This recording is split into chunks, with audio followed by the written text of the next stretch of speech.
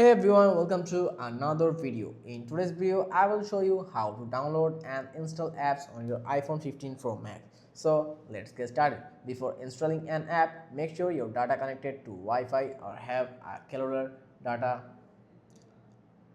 turned on. You will need an Apple ID to download apps. If you don't have one, you can create one for free. If you already have an account, just sign in.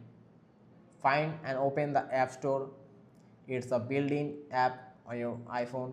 You can browse apps or search the apps option at the bottom. Type in the name of the app you want.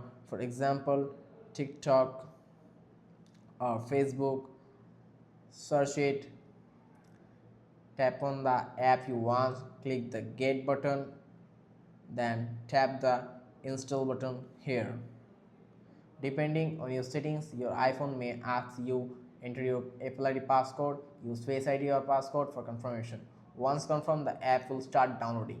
After installation, go to your home screen. If you don't see the app, swipe to the last page or check recently added the app library. You can move the app to any screen by dragging it.